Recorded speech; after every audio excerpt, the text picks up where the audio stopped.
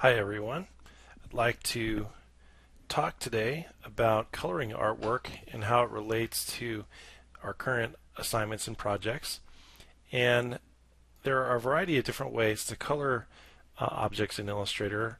The simplest is to use just the fill color on any drawn object. So as you already know, when you create an object, by default it has a fill color which can be changed by selecting any color from any one of the swatch palettes. And that can be done for, any other type of object you draw, any size, any scale. Pretty simple. But when you start drawing more complex things, you have to find a way to color objects separate from actually drawing point by point an object. So for example, if you look at this color wheel here, this is a collection of lines that were drawn and they're separate from one another. They're not connected.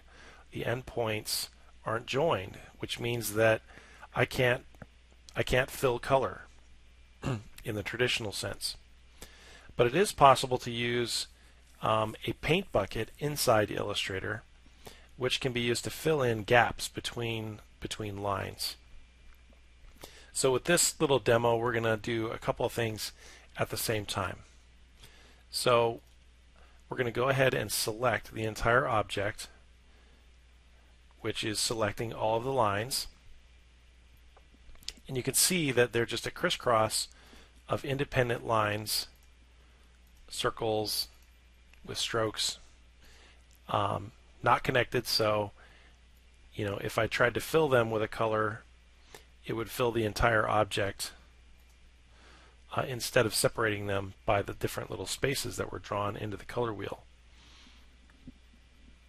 So let's try using the paint bucket to do it. In addition, we're also going to use the color guide to help us fill in the color. So if you don't have the color guide open, make sure that you go to the window menu and you select color guide so that it's visible. You can also go to the window menu and open swatches to make sure that it is visible. So here I've got my swatches and the color wheel. And what you have here is a typical color wheel where we have 12 subdivisions of color, and we're going to try to fill in the color from light to dark inside the rings. Alright, so you can see as well that a few of these circles have been labeled, and those actually match and correspond to the colors that are already available in the swatches. So let's see how we can get going with the paint bucket. So the first step is select all the artwork. Next, we want to find the paint bucket, and if you're looking for it, it's going to be on your toolbar, and it's going to be connected to the Shape Builder tool, and you'll see it's called the Live Paint Bucket. Not everybody knows about this tool. It's a little hidden away, but in this case what we're going to do is select it, and then you'll see that the cursor now includes a little paint bucket arrow and then 3 swatches. Right now the dominant swatch is set to none. So I'm going to pick one of these labeled colors as a starting point. So let's say I pick yellow. So I'm going to pick yellow. That becomes the swatch in the paint bucket.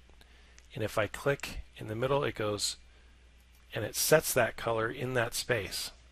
So again, I didn't have to connect the dots. I didn't have to worry about having a complete object. This paint bucket is smart enough to recognize gaps and spaces between lines and fill in with color.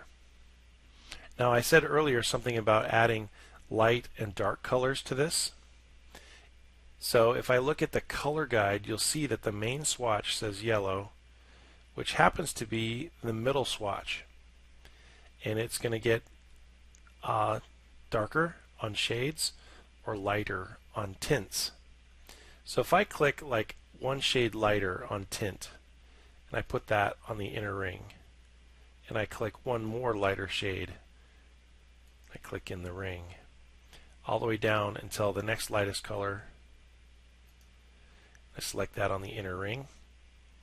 I could go the other direction, go a little bit darker on the top, go to the next darkest swatch, and kind of fill in the rings. So that way I can actually use these colors to fill out my color wheel. So let's look for the next one. The next color would be yellow-orange. So I'm going to fill that in. That becomes my new dominant color. And then I can go just a little bit lighter, going back and forth between the color guide, the paint bucket, and filling in the rings of my color wheel.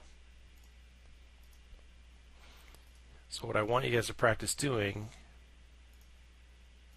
is to take that paint bucket, select those swatches, and fill in the entire color wheel until you get all the way around and fill in every swatch.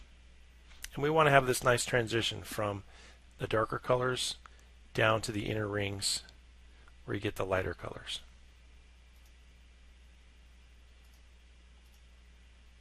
There we go. That one's better. Good. So what this does is, using that paint bucket, is it frees you up and allows you to be able to color artwork without having to be so precise about connecting and joining all of the different lines and separate pieces. And so when you're drawing, you can focus on the line art first and then worry about filling in color when you're done.